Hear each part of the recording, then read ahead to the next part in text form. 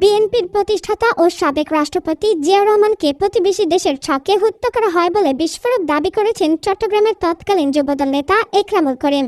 তিনি বলেন, হত্যাকাণ্ডের পরিকল্পনা তৈরি করেছিল ভারতের গোয়েন্দা সংস্থা রিসার্চ অ্যান্ড অ্যানালাইসিস উইং র। চট্টগ্রামের চট্টেশ্বরী এলাকায় নিজ বাড়িতে সাক্ষাৎকারে আমার দেশকে তিনি এসব কথা বলেন।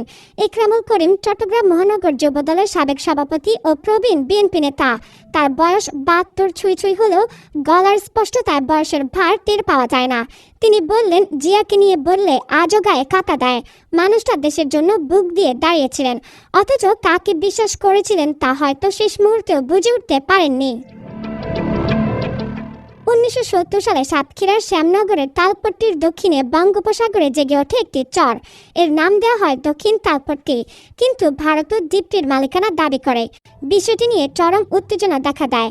একবার তারা পতাকা টাঙিয়ে সেটি দখলেরও চেষ্টা করে। পরে নৌবাহিনী পাঠিয়ে সে পতাকা তুলে আনেন রাষ্ট্রপতি জিয়া। এছাড়া দক্ষিণ তালপট্টির বিষয়ে বিদেশ সফরে ভারতকে স্পষ্ট বার্তা দেন তিনি। এর এক সপ্তাহের মাথায় 1981 সালের 30 মে চট্টগ্রামে সেনা অভ্যুত্থানে নিহত হন জিয়া। ওই হত্যাকাণ্ড নিয়ে দীর্ঘদিন ধরেই চলছে নানা জল্পনা কল্পনা। একরামুল করিম বলেন, জিয়া ভারতের মনোভাব স্পষ্টভাবে চ্যালেঞ্জ করেছিলেন। তালপট্টি দখলের প্রতিবাদ করায় র তাকে হত্যার ছক কষে এবং সেই পরিকল্পনা অনুযায়ী তাকে হত্যা করা হয়। তালপট্টি নিয়ে হুঁশিয়ারির মাত্র 7 দিনের মাথায় রাষ্ট্রপতি খুন হন। কি আশ্চর্য মিল! এটাকে কি কাকতালীয় বলা যায়? তখন আন্তর্জাতিক সংবাদ মাধ্যমেও জিয়ার মৃত্যুকে ভারতীয় ষড়যন্ত্র বলে ইঙ্গিত করা হয়। যুক্তরাষ্ট্রের বায়ান ক্রাইমসের সংবাদে বলা হয়, সম্ভবত বঙ্গোপসাগরের একটি বিরোধপূর্ণ দ্বীপে ভারতের নিয়ন্ত্রণ প্রতিষ্ঠার বিরোধিতা রাষ্ট্রপতি জিয়াকে হত্যার পথ তৈরি করে। এক ভারতীয় রাজনীতিকের বক্তব্য টেনে একরামুল বলেন, ভারতের সাবেক কেন্দ্রীয় মন্ত্রী সুব্রমণিয়াম স্বামী বলেছেন, রাষ্ট্রপতি জিয়াকে হত্যার পরিকল্পনা করেছিল। তখন মুখার্জি দেশাই প্রধানমন্ত্রী ছিলেন। তিনি রাজি ছিলেন না বলে অপারেশনটি স্থগিত ছিল। পরে ইন্দিরা গান্ধী ক্ষমতায় ফিরে আসার পর আবার সক্রিয় হয়। এই বক্তব্য ভারতীয় ম্যাগাজিন দ্য সানডেতে প্রকাশিত হয়। তিনি বলেন, সত্যি কথা বলতে কি, জিয়া ভারতের স্বার্থে বড় প্রতিবন্ধক হয়ে দাঁড়িয়েছিলেন। তিনি চেয়েছিলেন একটা সত্যিকারের স্বাধীন রাষ্ট্র গড়তে, যেটা কারো ছায়ায় চলবে না।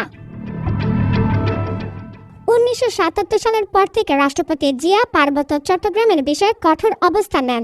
একরামুল বলেন, আহারে তখন শান্তি বাহিনী ভারতের মদতপুষ্ট সন্ত্রাসী তৎপরতা চালাচ্ছিল। তিনি বলছিলেন, ওরা বাঙালি নয়, বাংলাদেশি। ওদের আলাদা রাষ্ট্রের চিন্তা বাস্তবায়ন করতে দেয়া হবে না। এই অবস্থান ভারতকে অস্বস্তিতে ফেলে। একরামুল বললেন, জিয়া সেনাবাহিনী পাঠালেন পাহাড়ে, শান্তি বাহিনীর আস্তানা ধ্বংস করলেন। তখন ক্ষিপ্ত হয়ে ওঠে। তারা বুঝে যায় এই লোক থাকলে ভারত কখনই বাংলাদেশে আধিপত্য বিস্তার করতে পারবে না। ঘড়ির কাঁটা তখন মধ্যরাত ছুঁই। সার্কিট হাউসে রাষ্ট্রপতির রুমের বাইরে হঠাৎই গোলাগুলির শব্দ।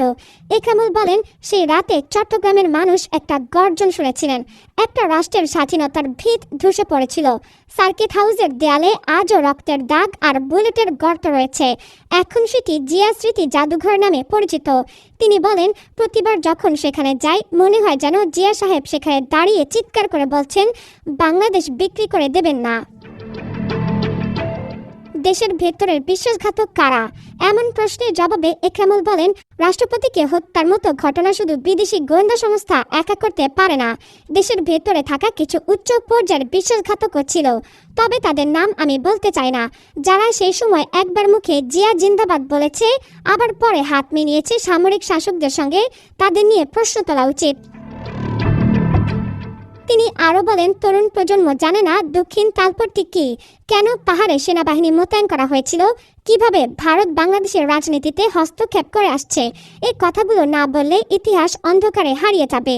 একরামুল বলেন, আজকের প্রজন্মকে জানতে হবে, জিয়া কেবল একজন রাষ্ট্রপতি ছিলেন না, তিনি ছিলেন জাতির নিরাপত্তা বলয়। তাকে সরিয়ে দিয়ে সেই বলয় ভেঙে দেওয়া হয়েছিল।